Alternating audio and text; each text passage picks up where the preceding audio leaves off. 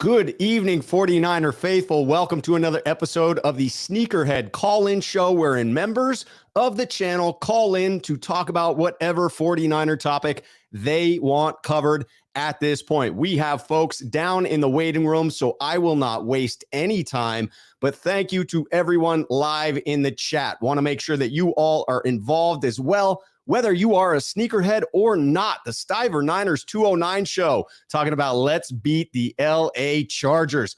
Raphael 562 Niners sneakerhead here on the channel. What's up, Rob? Sneakerheads and everybody. BK from the Bay coming in. Sean 951 Niners. We are getting down to Sean in just a moment. I put the link in there. So if you're a member and you're looking for the StreamYard link to get you backstage, it's there on the community tab of my page. All right. We will get to Eric Kevin, Sneakerhead, here on the channel as well. We got J-Mac and Alan coming in, both here in the waiting room. So let's get to it with no further ado, bringing in Sean 951 Niners to the stream. Sean, how are you doing, my friend? It is good to see you. It has been too long. I know, bud. How are you doing?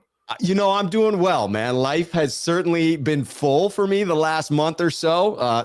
Some good, a little bit of bad, but even the bad has had me laughing and telling good stories, right? I mean, what better story to tell than getting thrown off a horse on your 44th birthday, looking a little foolish in front of someone a little bit younger than I am, trying to show off, if you know what I mean, and didn't look so graceful on my tuchus at the end. Yeah, that's okay. You now know your role. Probably shouldn't get back on that horse until take some lessons or have someone lead you there. But that's okay. I mean, at the end of the day, it's I don't know if that's a bucket list thing for you or just something you wanted to do for fun. But ultimately, you can't say you don't like it or have any excuses or complaints unless you try it, right? So I mean, at the end of the day, it's okay. That's exactly it. You got to have these life experiences. Some of them are going to be good. Some of them are going to knock you on your ass. And the bottom line is I'm not a cowboy. I am not. That proved it to me definitively. And I think I am much more of a gearhead than I am a cowboy. So I'm going to stick to the cars because they seem to act more rationally than an animal, large animal at that. All right, so we're coming off of the bye. Thank God, because I need 49er football. Have to have it. Coming up against the LA Chargers, I think this sets up to be a pretty exciting game. I will admit, though, that LA is certainly dinged up. Do you think this will be an exciting matchup, or are you leaning towards the 49ers trouncing LA as maybe they should, given the injuries?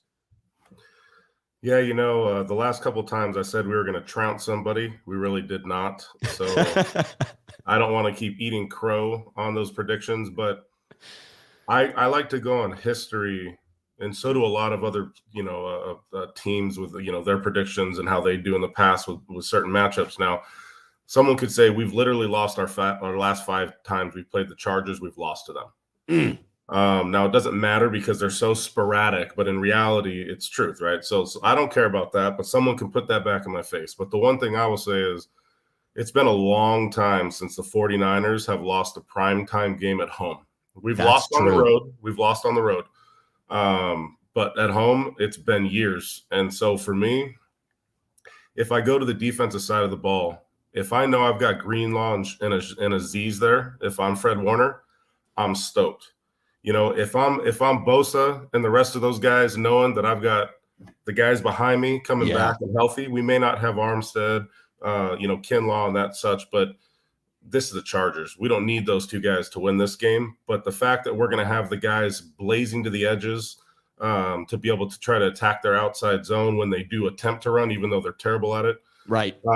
I just think that's a confidence booster. And you know how it is in primetime games that Levi's, for some reason, everybody is like 2 notches faster on the defense. Yeah.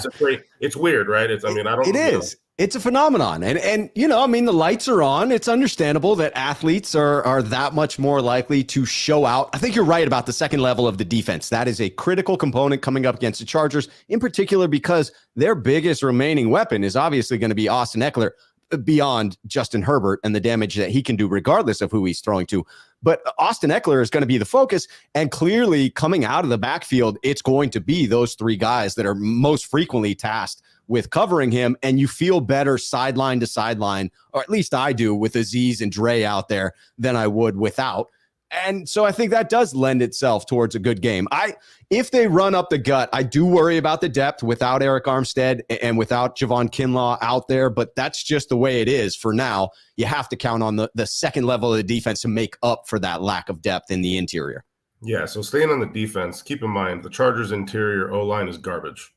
They're garbage running, that helps. Garbage passing. They're literally terrible.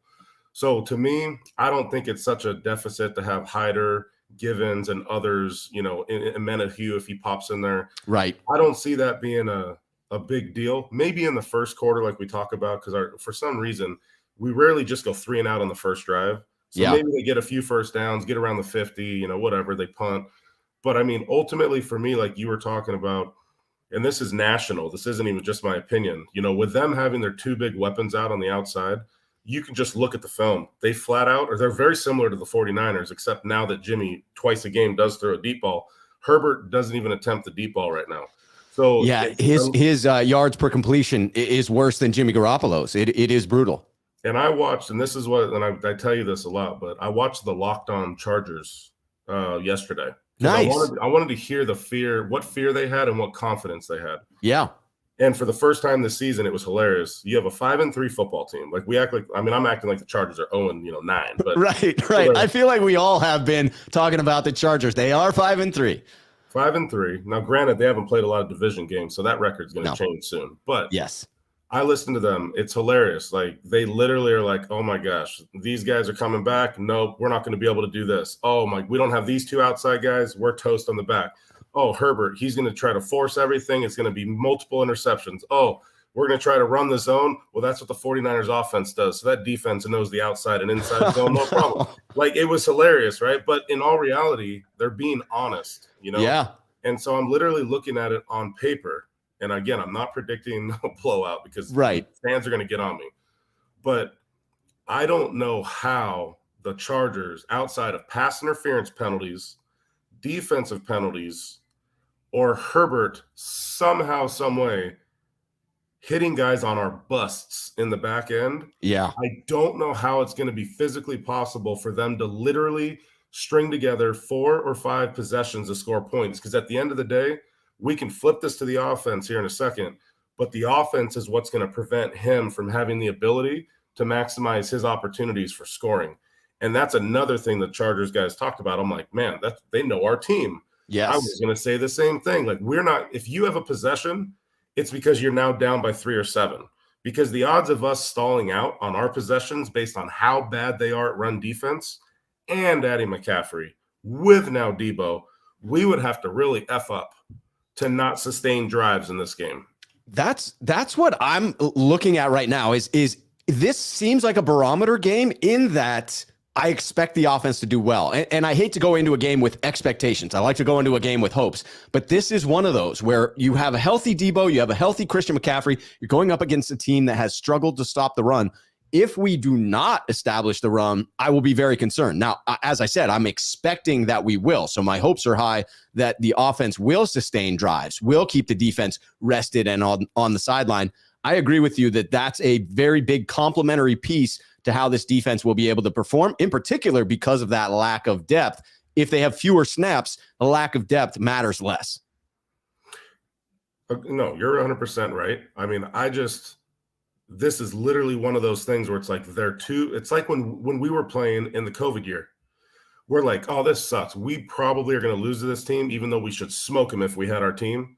The Chargers don't have anybody. Like, it's not one of these situations where it's like, hey, you know what? Their best teams out there, our best teams out there, but we're way better. This is literally a depleted offensive side of the football for the Chargers, and they don't throw the ball past 15 yards. You are literally feeding into the entire core of what we do from a defense. So if you're going to now be in the position where you're down by 2 or 3 scores, which, by the way, if anyone's watched Chargers tape, the last 4 games, they've been down by at least 13 points to 0 in every game. Now they've come back to win 3 of them. Yeah. But the 3 they came back to win are defenses that you don't even need to talk about them. They're not relevant. With us now getting back healthy on defense and that being their strategy and how they're going to come back and win games, even if you're a diehard Charger fan, there's no money that you could literally lay on this to say, we're going to be a different team this Sunday. Like, you physically don't have the people there. So I would be hella disappointed if we don't, honestly, if we don't Carolina Panther in 2019. I would be disappointed if we don't. I'm not saying we're going to, but I'm just telling you, if we don't, why? The only way that we shouldn't do that is if we don't have enough possessions to get in that 40 to 50 range. Because if we just score, say, 28-0, right, or 28-3, but the game just runs out of time, I'm okay. That's dominance. That's fine with me. Yeah. But I definitely do not want to see, first quarter, we moved the ball 110 yards. We had 2 3-and-outs, and we had a field goal, and a touchdown was a fluke play. No, I want sustained drives, run it down their throat because we're supposed to, and they're terrible, worst in the league. And then Jimmy, please just keep being Jimmy. Just throw the ball to our guys and let them do the work. That's all I need you to do. You literally have 14 more games on here to go get your Lombardi for us, the faithful. Just do your role. I don't need you to do anything but just your freaking role. That's it. Try not to turn the ball over. That's critical. Lean on the run game and finish drives. That's been the most frustrating, is watching these early drives have sustained success, but not be able to put points on the board or settle for a field goal instead of a touchdown. This feels like the type of game coming up against a defense that shouldn't be able to stop what the 49ers are looking to do with their strengths, that we should be able to close out these drives. We should be able to dominate time of possession. I agree with you that when I measure this game, I'm going to be looking at it with the hopes that we were able to get rolling against the Chargers, that the defense looks a little bit more like it did at the beginning of the season, locking it down, and the offense starts to get rolling, where you say to yourself, this offense can win some games regardless of what the defense does. That will be a balanced team that I'll start to have some faith can shake things up in the postseason. But keep in mind, too, what you just said.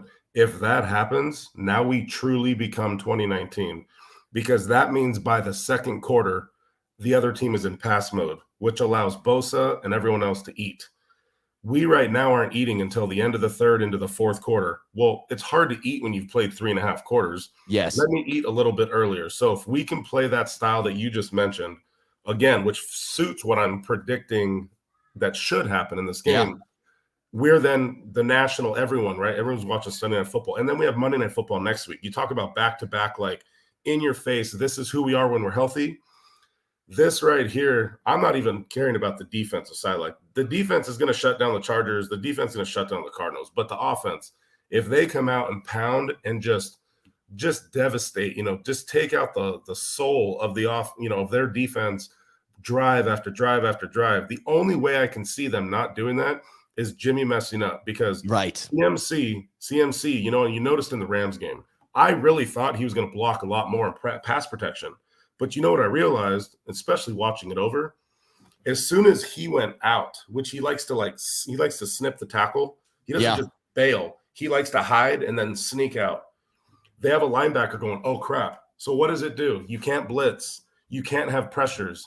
Because otherwise, you know what Kyle's going to say? Hey, CMC, you're not Wilson, you're not Mostert, you're not Breida, you're not Coleman, you're none of these guys. You're CMC, so guess what? If these dummies decide to blitz, I don't need you to block, bail. Yeah, hey, Jimmy, exactly. Find an open spot and let Jimmy dump it off to you, as we have seen multiple times. All right, we got to get down to the waiting room, but I want to hear a prediction. I know you're backing away from a shellacking where we really take them out. How do you think this plays out? What is your mind tell you this game ends up as? Because of the game plan, I think Shanahan's going to endure. I'm going to say 31-13. That's not a shellacking. I like that prediction. That's not a shellacking for me either, because I think it's going to be 31-0, and I think the 13 is going to end later in the game. But I'm going to call it closer, but I think it's garbage yards when Herbert's coming back, and as well as I do that's not really the defense giving up. That's just the way in which some games shake out when there's too much time left and you have a healthy enough lead and you back off a little bit. I like your prediction. If things go the way that they should in the game, I think it could absolutely turn out 31-13. I'm liking the Saturday freaking call-in show. This may be the day that we keep it. We'll keep a tally going as to what day people prefer, but we will make it happen again. It's great to see you, Sean.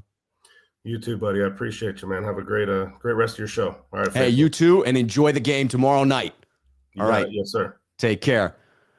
All right, we are bringing Alan Elizer into the stream, and we have a super chat to get to right away. Alan, how are you doing this fine afternoon? I'm digging the sweatshirt and the hat, my man. Looking good. Thank you. I'm doing great. Actually, my mother-in-law gave me the hat for my birthday. Hey, that's a solid mother-in-law gift. Nod to the quality mother-in-laws in the world, and they've got to be appreciated. That is a fact. Anytime I get myself a 49ers gift, I know that the person who gave me that gift understands who I am fundamentally at my core. And with that in mind, my family got me my Deebo jersey. Hey, my man, that is sick. Congratulations, Alan. That is fantastic. Will you be wearing the Deebo jersey tomorrow night during Sunday Night Football? I will not, actually. I'm too superstitious. I wear the same jersey win to win. So, dude, I'm here for that. So there is a specific jersey that will need to be worn. And at some point, I'm guessing the Deebo jersey will get worked into the rotation when it feels superstitiously correct. Well, this week it's Jerry, because I was wearing Jerry when we beat the Rams 2 weeks ago. All right. And Deebo is next in the rotation. That's fantastic. I believe the new one has to get worked in before any of the older ones. I love it. I love the way in which the logic that has been applied to this situation. Let me bring in Lycan's super chat here for us to talk about in just 1 second. Lycan 4647 says, "What's up, Rob? Do you think who do you think has a bigger game? Deebo or Christian McCaffrey? CMC or Deebo?" This one is tough. I have to think that the newer, shinier toy is the one that entices Kyle Shanahan's imagination, his play design. And so my guess is that he continues to lean heavily on Christian McCaffrey. However, if a defense sells out to stop Christian McCaffrey, that's going to be a game where Deebo feasts. And you could see Los Angeles coming in and saying, no, we saw what Christian McCaffrey did to the Rams. We are not going to allow him to do that to us. We have a specific plan for Christian McCaffrey. And then you're getting Deebo Samuel in a bunch of single coverages, and he's going to eat that up. So my guess, having walked through the logic right there, is that Deebo has the bigger game. And that prompts the great excuse to wear the jersey next week. What do you think? Who do you believe is having the bigger game here? You with me on Deebo, or are you taking the other side of the coin with Christian McCaffrey? Can't really go wrong either way. I think you're right with Deebo mostly, because I think Christian's going to be out there kind of as a decoy, especially if we see both in the backfield. It's just they're both going to be decoys, and one of them's going to get the pass or the run. It's just, I can't wait to see what Shanahan has in mind with Brandon, with Kittle, with just everybody coming back in and being healthy. So many options. It's fantastic. I keep saying it, but it really does feel like Shanahan has assembled an offense that he could step into and play quarterback because of the skill positions that are around there. I will say that the score predictions coming in are all fairly similar. Gold Digger 1849, Sneakerhead here on the channel did 31-17. We remember Sean came in at 31-13. Quesadilla Thrilla 71, also a Sneakerhead 34-10, and JG1 coming in 34-13. So most people believing that the Niners are going to, number one, have success on offense, right? Anytime we're averaging 22 points a game to this point in the season, just over 22. So to get up to 31, that's going to be a solid performance by the offense. And obviously holding them between 10 and 17 would be a fantastic defensive performance as well.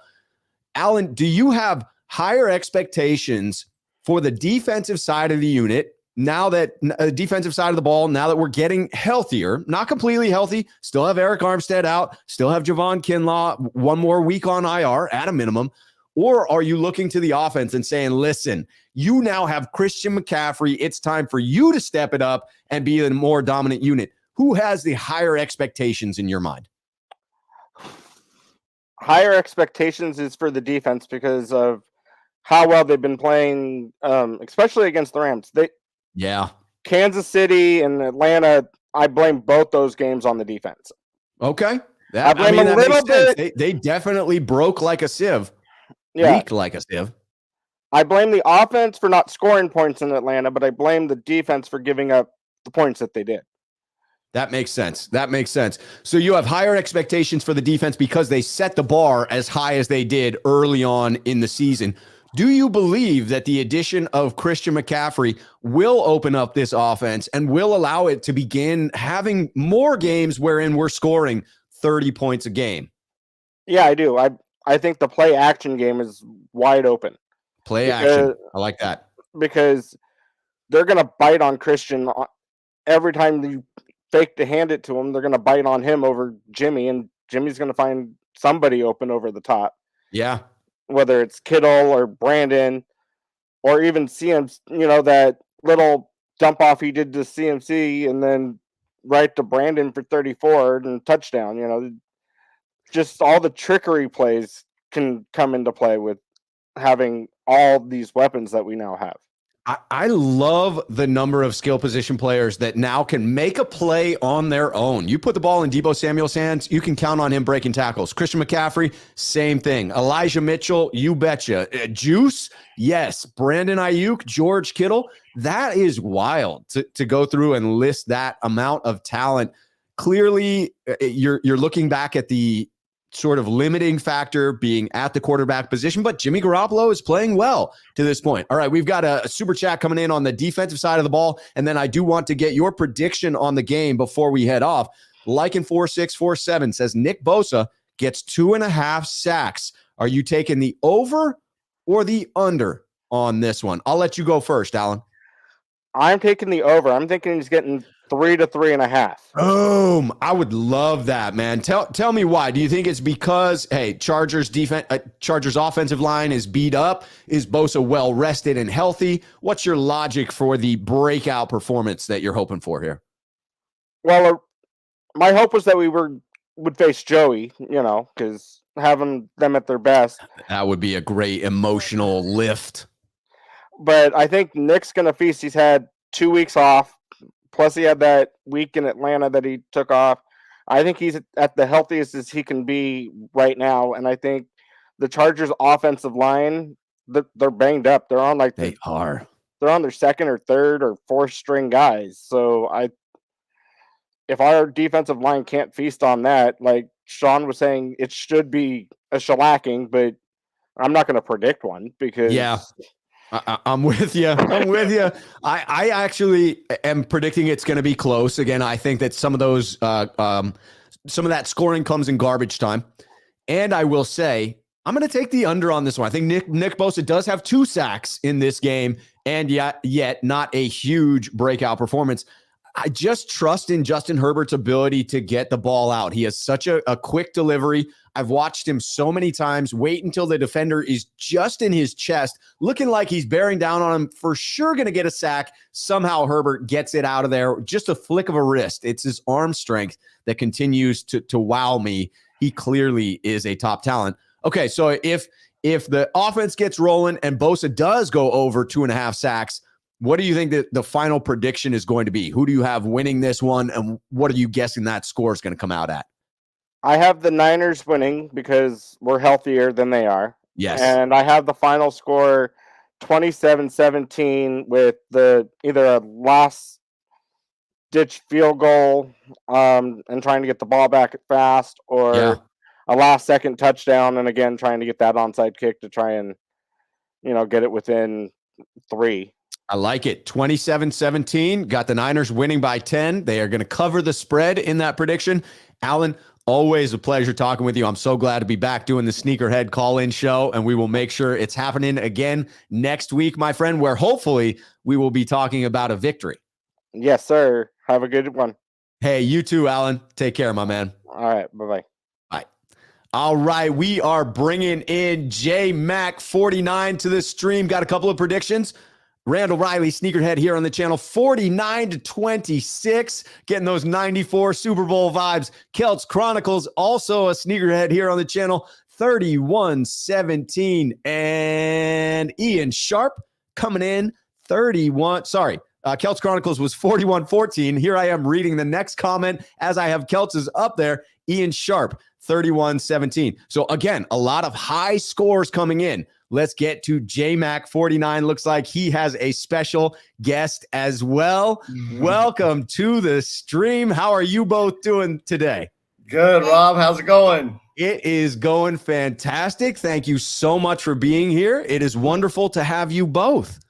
You look like you've healed up from the horse accident and the COVID. Yes, yeah, I'm feeling much better. Every now and then I still get a little bit of that dry cough. I will admit, like I got Omicron. I think I got Omicron. Never had a positive test from it, but I was with somebody who had it, direct contact, and then felt a little under the weather. But it was so minor that I will admit I started to be like, COVID's not so bad. This round really kicked my behind. I was laid up, no energy, not too many symptoms, but just felt like my body was fighting some sort of a foreign virus that it had no idea how to attack. So it was throwing everything and the kitchen sink at it. And I just felt completely depleted. It was a very strange sensation.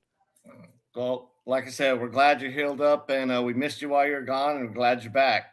Yes, me too. And I'm glad that the 49ers are now on this home stretch wherein they can go on a significant run in these last 9 games. It sure feels like they're set up to have a monstrous finish to the season. I would say that if they don't, I will be pretty surprised. Yeah, I agree. One quick thing I wanted to ask you. With Elijah Mitchell coming back, how do you think or what do you think his role is going to be, especially now with CMC tearing up the field?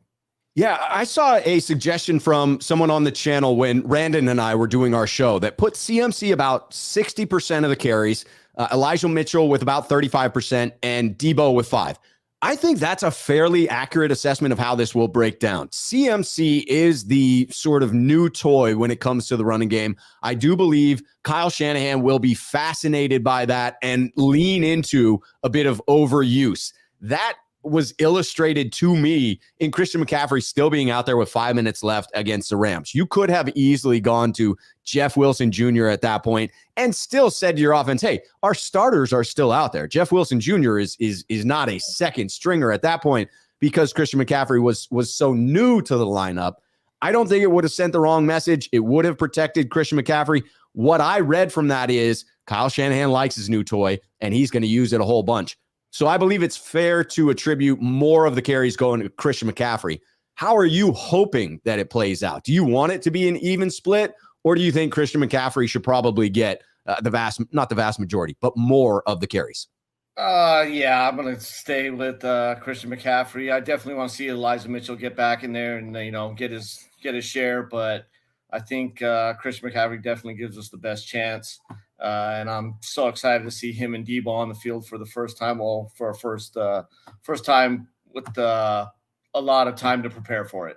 Yes, me too. That's the most fascinating piece of the offense will be Deebo Samuel and Christian McCaffrey out on the field at the same time. That's got to be a nightmare scenario for defenses to try and game plan for. Either one of those guys is capable of taking it to the house. And now that Brandon Aiyuk's been getting his share of the ball, it's great. It's all he looks good, doesn't he, Brandon Aiyuk? Yes, sir. I tell you, he has the warmest spot in my heart because of his mother. His mother is the most enjoyable person that I've spent time with. I met her at that Green Bay game, had dinner with her afterwards. A whole group of us went out and had dinner before that Green Bay game. And then I was at the game in Atlanta walking out, and she flagged me down, recognized me, and was like, hey, it warmed my heart to have Brandon's mom, talking about, hey, here are my daughters, just all smiles. Such a wonderful woman. And Brandon is such a fun guy to watch. He's now one of my favorites, certainly. Nice. Well, we love your positivity in this household, Rob. We try to, make sure we catch your shows every time they're on. We definitely want to say thanks for getting our picture up there, and we're glad we kind of feel like we started something good and started something positive. So yes, you did. Of the IE chapter of the 49ers. So maybe we'll be trying to hook up with them, and yep, definitely good. That is awesome. I'm so thrilled that you sent in that picture of you two. I thought it did. It moved me. It reminded me of my childhood, of watching games with my dad and how much that meant to me, just to spend that time together, just to have those moments. And a lot of those are really cherished memories. And it did spark something. You guys sending in that photograph absolutely inspired me to do this. And tomorrow, when we have the mailbag episode that's going to happen prior as a pregame to the show, I'll make sure that the photos that have come in since the last time we put them up are shown again. So this is now a regular segment, all thanks to the photograph that you guys sent in. I can't thank you enough for doing that. It was those wonderful smiles that I loved so much. Thank you, Rob. Let me throw down a prediction real quick. I'm going to stay with everybody. I'm going to say 30-16. 30-16. I love it. The more people stay in that same range, the more confidence I can feel about the Niners being able to produce. Certainly this offense should be capable with these skill position players of putting up 30 plus, and this defense is getting healthy again. I do think it's going to look a little closer to what we saw at the beginning of the year. Is there anyone in particular on the defensive end that you've got your eye on as far as a player that you think makes the difference in this one? I'm going to go with Hufanga. I'm looking for him to have another big game, man. He's just impressed me all season. Get him to start off the second half of the season like he did the first half when he was playing like his hair was on fire. Yes, sir. He's fun to watch, isn't he? Yeah, all over the field. Yes, he is. Yes, he is. Well, that's going to be an exciting one. I think you've picked a great player on defense with Hufanga. I think your score prediction is also on money. So I appreciate you calling in and talking through. I love seeing both of your faces. I look forward to having a show again next week where hopefully we're talking about a win, and maybe we've even got another fantastic photograph of you guys celebrating. Well, be sure to get one in. Thanks, Rob. We appreciate it. Absolutely. Take care, both of you. Thank you so much for coming on. Bye. Hi. That's fantastic. I absolutely love it. Warms my heart. Lycan 4647 also warming my heart, coming in as the newest member of the Sneakerhead community. Welcome in Tommy Huxley as well. So I got to take it back. Lycan 4647, you were the first one in the stream to become the newest member. And now we do have the newest member being Tommy Huxley. So both coming in. Absolutely appreciate both of you supporting the channel. We will get to some of your other comments as well, but we've got Jaguayo 56 and we are bringing him into the stream. Then we got CJ Gray and Bullpup. This is a fantastic show. Love doing this on Saturday. Jaguayo 56, how are you doing today? It's a Saturday. It's an off day for us to be having this kind of a conversation. But we have 49er football on the horizon. Are you excited for Sunday night football? Ready to go, Rob. Yes. But, first of all, I just want to tell you that I'm so happy that you're healthy now. Thank you. You're back. You know, I prayed for you to get back, and health is everything. If you don't have your health, you don't have anything. That is very, very true. And thank you so much for the kind words. Really appreciate it, and the support as well. But yeah, I'm excited. I think we're ready to go. I think the rest came at a really good time, because sometimes the buys, if they come in too early, you really don't need it. You know, most of the time you don't need it so early. And then when it's really late, you're already so banged up that you probably don't get everybody back healthy. So I think about the midway point, we were lucky to get it.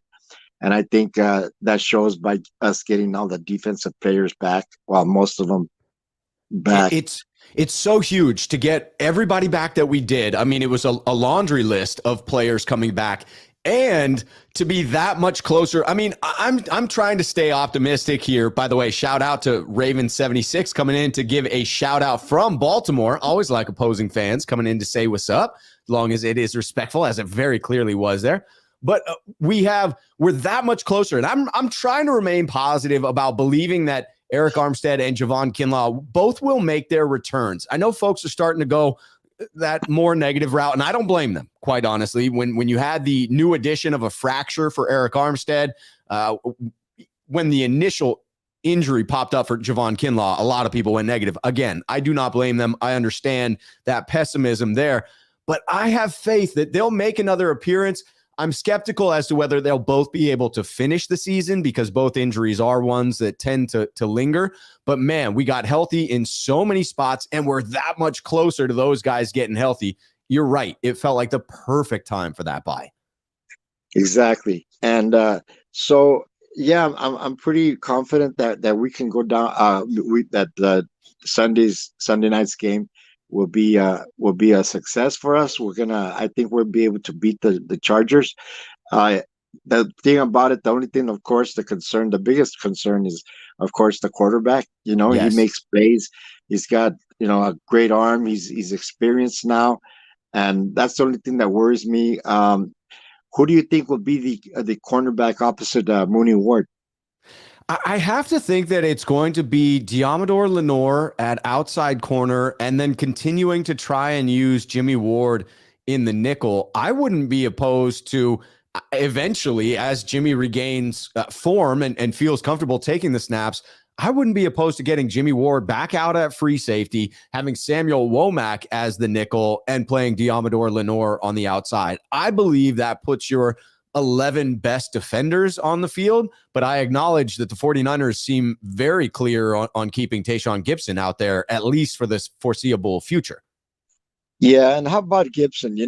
At the beginning of the season, we didn't know what we were going to expect from him, and he's been a steadying force. Has he done some awful plays, a couple here and there, but overall he's been a steadying influence, especially with Hufanga.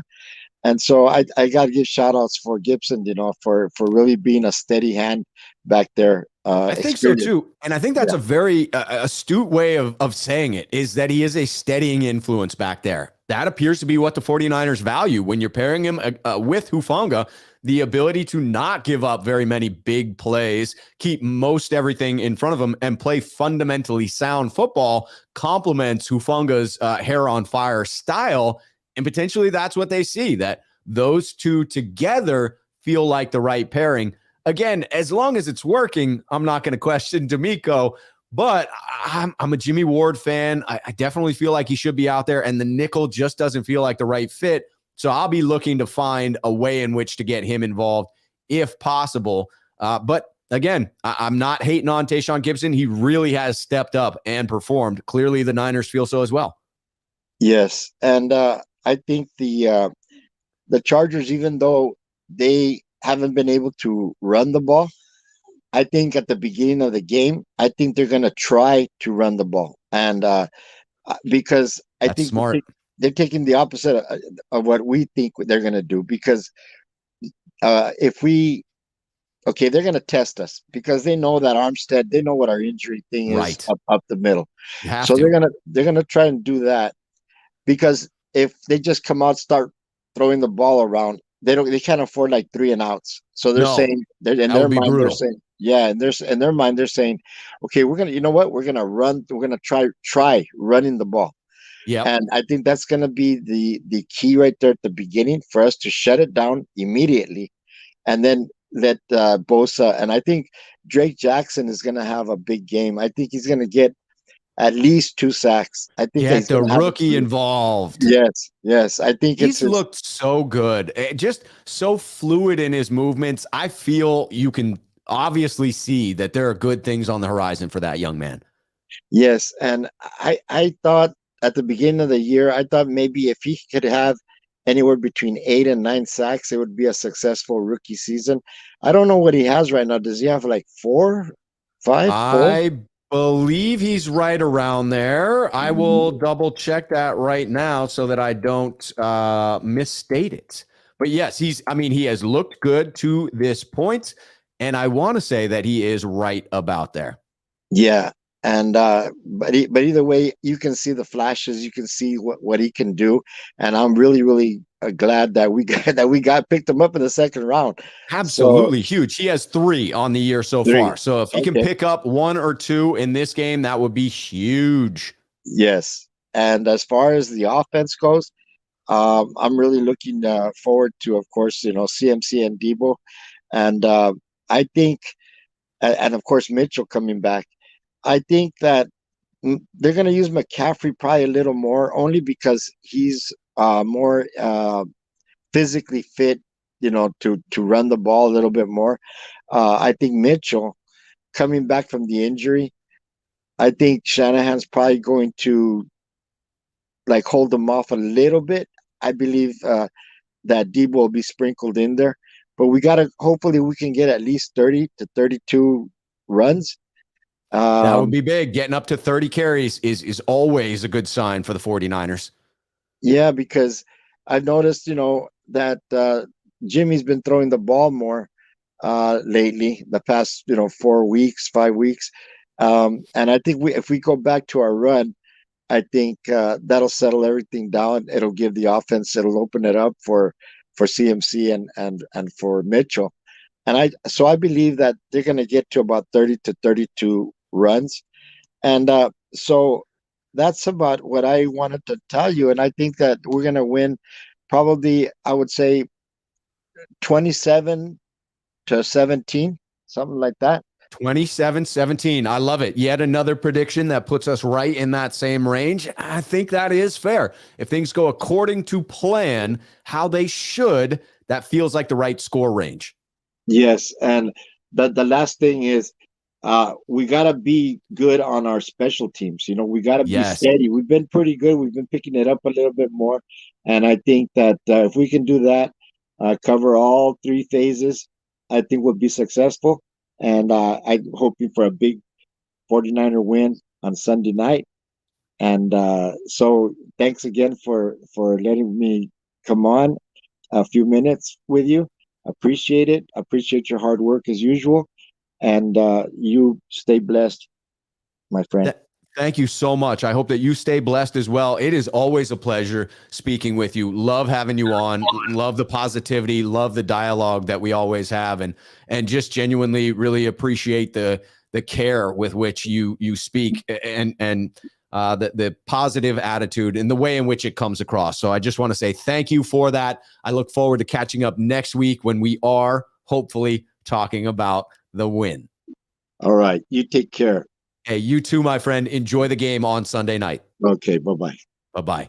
All right, we are getting to our 2 final callers. We got CJ Gray, who we are getting in next. He lost connection, but he's back into the room. And we've got Bullpup to close it out. Get into a super chat real quick. Raphael 5629ers, Sneakerhead here on the channel. Who's going to stop Kittle? Kittle's due for a monster game. Niners 27-17. This is what I'm talking about with all the focus that must go to CMC, to Deebo. When you have Deebo and CMC in the backfield at the same time, there will be gaps in defenses where someone like Brandon Aiyuk or George Kittle is able to feast in a game. This could be one of those. Certainly Kittle is on a couple of my fantasy teams. Raphael, I hope you are right about this, that Kittle is due for that monster game. Like in 4647 Sneakerhead here on the channel, coming in with the quick prediction. Hufanga gets his 4th pick of the season. I love it. We talked about Hufanga as a player to watch earlier in the game, earlier in the broadcast. We'll talk about him during the game for sure. All right, those of you watching, do me that favor. Hit the like button if you will, because we're bringing in CJ Gray to the program. CJ, how are you doing, my friend? That is a sick beanie that you got tonight. Looking good. All right, I appreciate it, Rob. It's been a few weeks since it has. We didn't. I think we didn't talk since before the Kansas City game, or yeah. I mean, I think it might have even been before Atlanta that we talked. I think it's been right about a month. Yeah. So a lot is going on after the Kansas City loss. Things just came off the rails a little bit as far as the community and stuff like that. But the thing that Shanahan caught a lot of heat. And the thing that I've been mentioning a lot is stars have to be stars. That is true. And if they're going to be called stars, then they need to play like stars. They need to run precise routes. They need to catch the football. They don't need to be turning it over. They just need to be doing things that star players do.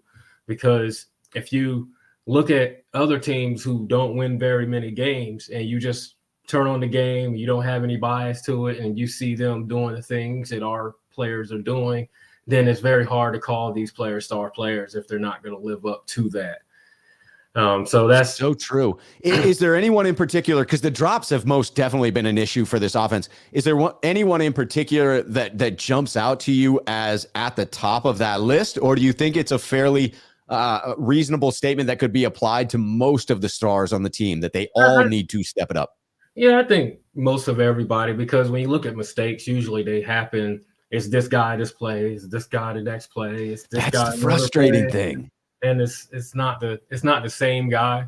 Right. But the thing that kind of stands out to me, which I want to see in the last 9 games change, is the emergence of Deebo Samuel. I campaigned hard for him to get paid through all my media accounts, through every time that I've talked about it. Yeah. Now when I'm looking at him this season, I'm like, man, he's only really, to me, he's only made 2 real big dramatic plays this season. That would have been the broken play with the run in the Seattle game, and then the run in the Rams game where he made plays.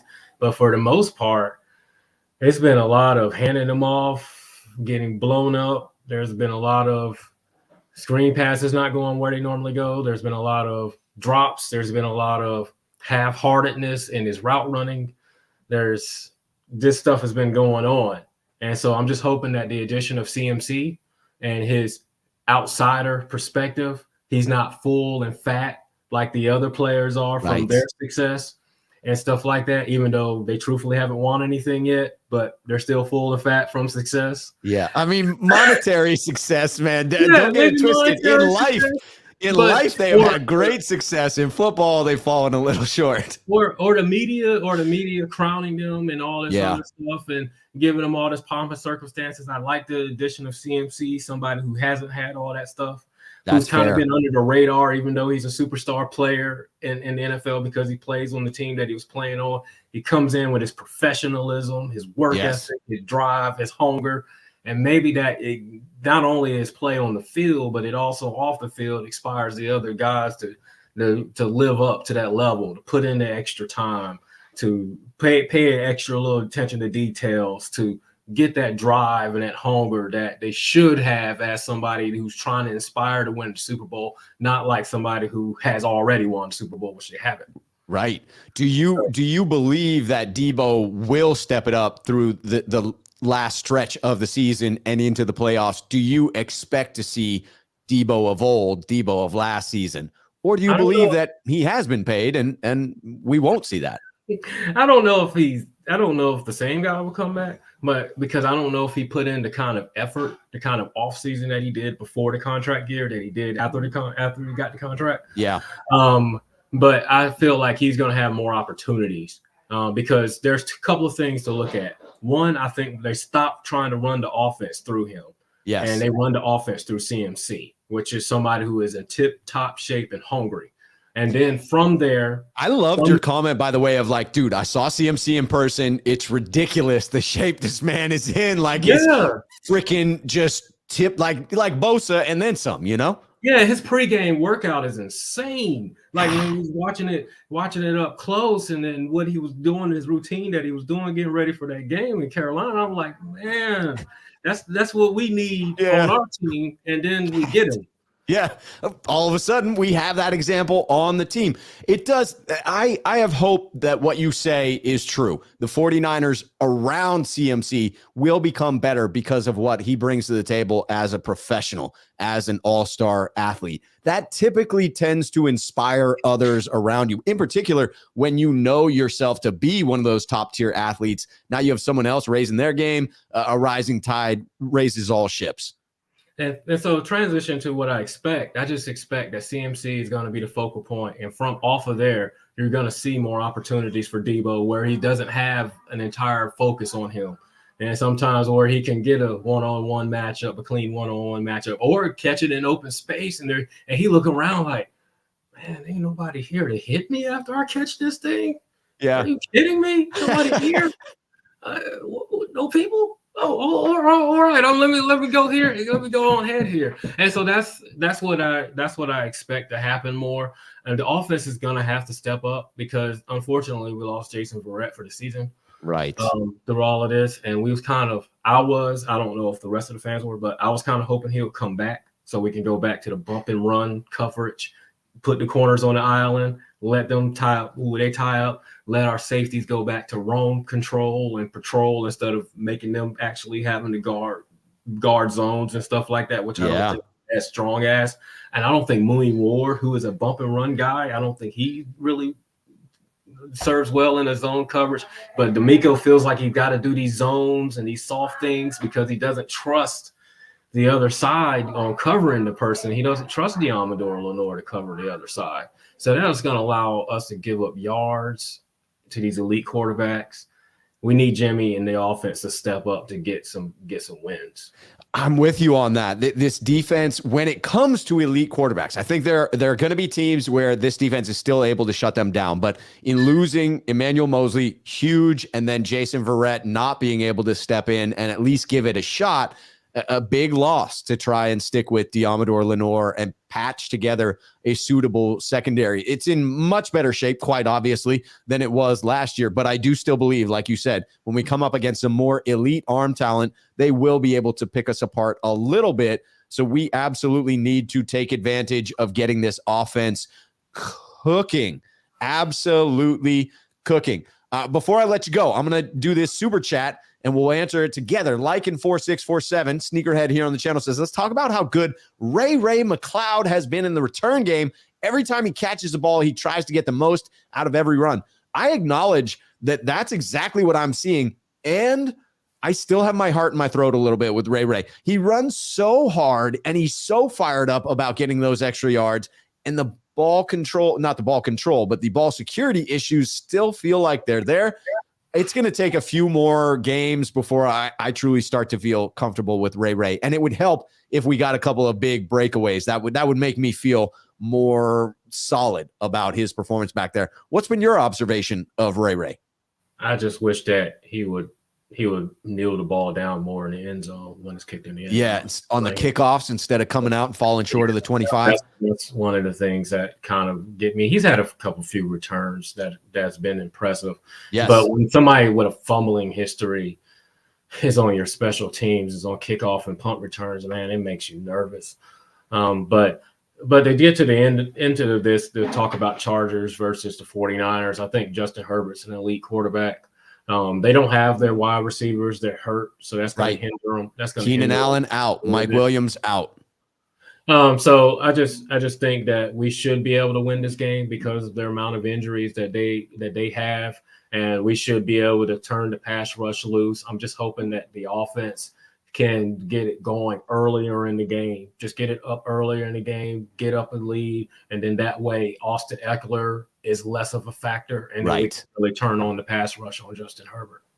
Get up early, long sustained drives so that we win the time of possession, keep the defense rested. This one feels like it should turn into what a lot of people have been predicting, where it is that 30 to somewhere in the teens range as far as a score prediction. I see Herbert as being able to pick up some of those garbage yards. I'm not comfortable with the spread as it is. If I were laying a wager down, I would tease those points a little bit, maybe have the Niners winning by 4 or 5 to feel safe. Yeah. But I won't be surprised if the Niners win by double digits in this one. It will feel right if they do. We need turnovers to have that prediction come true. We're going to need Justin Herbert to throw a couple. If he doesn't if the Chargers don't turn it over, if they're safe with the football, then we're going to have to really fight to win the game. That makes sense. That's just the bottom line. Absolutely. And 1 or 2 turnovers on our side of the ball could completely flip this game and be sort of that nightmare scenario. This feels like you have to come out and win the first game of this 9-game freaking last half to the season, because you really do need to go 6-3 or 7-2 in my mind to have a legitimate shot at actually winning the NFC West, and if you don't win the NFC West, at sneaking into the playoffs, because you don't want to get into a multiple tiebreaker scenario where you don't control your own destiny come the end of the season. All right, man. Well, I appreciate you for having me on. It's good to have you back. Yes, sir. Been gone for a while. That's why I try to make an effort to get up here, because I've been gone for a month. I appreciate it, man. Let's see how your new schedule works out, and I'll try to get in when I can. Most definitely. I'm going to try to keep some of those earlier shows in there, the 6 p.m. with Jackhammer, and we'll try to keep some around that 5 or 6 times so that not all of them shift to that later time. Great to see you, CJ. Enjoy the game Sunday night, and I hope we'll be breaking down a win next week. All right, man. All right, take care. All right, we are closing out with Bullpup in the stream. We got a couple of comments that I do want to get in here. Again, appreciate everybody here in the chat. The activity is fantastic. Do me that favor of hitting that like button if you do enjoy the content. Truth told, not sold, says Rob. Talking about the skill position players here. You ever seen a movie that had too many stars? That movie actually sucks. Sure hope our team isn't that way. Too many stars, one ball to get that around that we actually will suck. I don't think that's going to be the case. As I said, I almost believe Kyle Shanahan could step in and steer this team himself. Feels like that's the way in which he's building it. I was just watching Crazy Stupid Love the other night, and that's an example of a bunch of stars coming together for a film that works spectacularly. So I know exactly what you're talking about. Hollywood does a lot of these movies where it's just a laundry list of stars, and they're terrible. Every now and then you get one that has just the right cast of stars, and it's a home frickin' run. That's what I hope the Niners have assembled on offense, and that we can, in fact, push this one towards the postseason. All right, we got a super chat to bring in, Jaguayo56, but we need to bring Bullpup in to help me answer it. Bullpup, welcome to the stream. How are you doing this fine Saturday? Thank you for being my final caller on this wonderful call-in show. Rob, my honor to be the final caller on a Saturday special edition. Is it a special edition or are you switching full-time? I mean, it's a special edition in that it was the first Saturday one, but this may end up being the final landing spot for the call-in show. I kind of like it. It feels like a good time. People seem to like the afternoon, and there aren't too many other shows going on there. So this might end up being the new time slot for the call-in show. Not a bad idea. You got college football on the background. Yeah. You got the fall season, in full bloom. You got Rob Schuh on what else do you want? What else do you need? Nothing else. All right, help me with these super chats here because we got Tommy Huxley and Jaguayo56 coming in, both sneakerheads here on the channel. Jaguayo56 first. Jimmy G, clean game, plus 30 to 32 rushes, 4 sacks from the defense, keeping the penalties low, allowing fewer than 80 rushing yards and 2 takeaways equals a big 49er win, and then on to Mexico and plucking the cards. This feels like a prediction by Jaguayo, and I'm here for it. If Jimmy G throws a clean game, we rush the ball greater than 30 times, we sack them 4 times, and we keep our penalties low and hold Austin Eckler and that rushing game under 80 yards. This will be a fun game to watch, Bullpup, if this is the way in which the game plays out tomorrow night. Well, let me give you a little secret. For Please. that to happen, offensive line needs to show up. That's very true. Anytime you want to get 30-plus rushing attempts, the big boys up front need to be leading the way as road pavers. And Jimmy needs a clean uniform.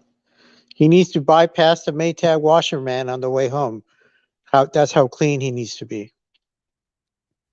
That would be good to be the Maytag repairman. That would be very clean. Very clean. So if the offensive line does its job, we've seen what Jimmy can do when he's got a clean pocket. Yes. Now, do you believe against the Chargers defense, the offensive line will be able to do just that? They can, but I think, Kyle comes into play on that one. Is he going to be running more screens? I'm really curious if with the addition of CMC, if they're going to be adding more screens, which they absolutely should add more screens. Yeah, it feels like a win with Christian McCaffrey, doesn't it?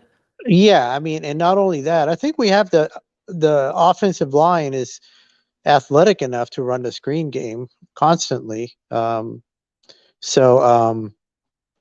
I think we can do it. I think it's Kyle's, what does he want to do? How's he going to attack the defense? Right. And like I said, Jimmy needs a clean pocket, and I remember everyone gives Jimmy a lot of grief, but I remember in the 2019 Super Bowl, I can't remember who said it, but everyone was bashing Jimmy, and it was like a really famous defensive guy. He said, "People remember that Jimmy G can slice you up like a surgeon if you let him." Yes. He can. He's had those games. And we like to pretend that he's incapable of a comeback, that he's incapable of throwing it downfield. I seem to remember a game against the Rams in 2019 wherein he hit 3 3rd and 16s. Like, I was there in the stands. He was shredding the Rams there. Now, it does seem to be different against LA for some reason, but go back to the Saints game, go back to the Baltimore Ravens game. Like, there were some games wherein we were in it or won in shootout fashion. Yeah, I always believed there was a little bit of disconnect between Jimmy and Kyle to this day. It is fair. Chris points out he's had like 3 games like that. I did just name like the 3 games that really come to mind. So I got to give Chris a point on that one. But please continue, Bullpup. Well, yeah, I mean that's a fair point. But here's the thing: there's a lot of other games where he had a clean pocket and he had a good game. He didn't need to be spectacular to win. Right. Well, that's just it. Is like, what are you asking of him? Because many times with the team that John Lynch has put together and the game plan that Kyle Shanahan is attempting to execute, oftentimes you don't want Jimmy to be a gunslinger in those situations. They are often asking of him, play a clean game, don't turn the ball over. Now, unfortunately, that's something that he struggles with, but it's all about what's being asked of the quarterback in addition to what they're able to do with that. And I'm really excited, even on the first week of having CMC against the Rams, I noticed immediately that Jimmy has a rapport with CMC. It appears that way to me as well. I mean, you just saw it. I mean, right off, he's never looked comfortable checking down as he did with CMC. Nope. And it was immediate. It was immediate. Yeah. That was wild. Just want to bring this. Oh, please go ahead. No, go ahead. I was just going to bring in Tommy Hugsley's super chat here because it had been a little bit. He says, you think LA fixed the run defense, Tillery cut? So this comes back to the question of how is Kyle Shanahan going to approach this game? Do you, like Jaguayo, believe he will lean into the run, attempt to attack what has been the area of weakness for this defense in LA? You think we lean into the run, try to control the time of possession, or does Kyle flip the script a little bit and have Jimmy throw it to start? I think it's going to be a balanced attack, to be honest. I think if you were to ask Kyle, that's his goal every single game is to go 50-50, pass and run. That's about what it comes out to be when he has an ideal game and he gets those 30-some carries. It tends to be in that 50-50 range. So, anywho, what I was going to say was what impressed me the most was the ball location, because we've seen Jimmy a long time, more than 5 years, right? Or 3 years, whatever it is. So 20 by some people's blood pressure levels, right? But 6 and change counting the seasons he's been out. So sorry, 5 and change. This is the first time I've seen him check down the proper way where you hit the running back in stride. He's never done that. No, ever. He's never looked comfortable with it. I agree.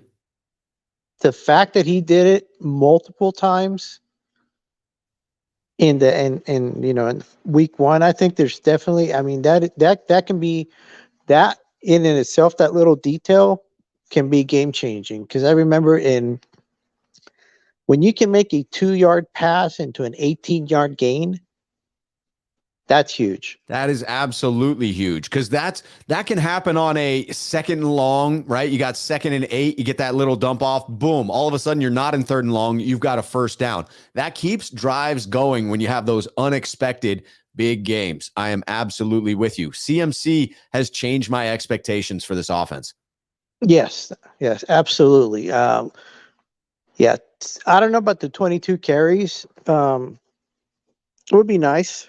Would be nice. Don't get me wrong, but if you get high teens with CMC and another, 5 or 6 checkdowns, I think that's about right. That's what I'd like to see. That 22 was in reference to the count against the Rams, where it was a little bit high and he was still in with 5 minutes to go. I think what you're saying there, high teens, that's about where I would rather it be. Still want to have Elijah Mitchell getting, 8 to 10 carries somewhere in there, 2 to 3 for Deebo. Like, you can get your way up to 30 without going past 20 with Christian McCaffrey, keeping him fresh, keeping him as a weapon that you can continue to use going down the stretch. All right, in wrapping up the show, give us the final prediction as it sets out for the game tomorrow. How do you think this one turns out for the 49ers?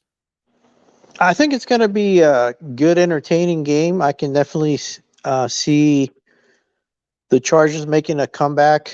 The typical fourth quarter, here they come. A little garbage time. Yep. Yeah, yep. I can see it. I can see it. And then closing up the score like I don't know, 27-20 or something like that. But 27-20. I like that prediction. But they should control that game. I mean, 27-20, let's put it this way. A comfortable 27-20. Right. One wherein that last score came late enough that you feel good we ended up only 7 points up. Right. I'm with you. Peter Lee comes in 31-17. Chris Madsen 34-10. Chris Hansen 33-20. Everybody's getting the Niners up in this one. I'm hopeful. I am optimistic. And I'm glad that we get to watch Sunday Night Football underneath the lights. Bullpup, it is always a pleasure speaking with you. Thank you so much for being the last caller today on this Saturday edition. I look forward to more shows happening probably on Saturday going forward to next week. And again, I'm hoping that we're talking about a big Chargers victory and going off to Mexico to take on the Cardinals. Sounds good. Talk to you later, Rob. Hey, take care, Bullpup. Thanks so much.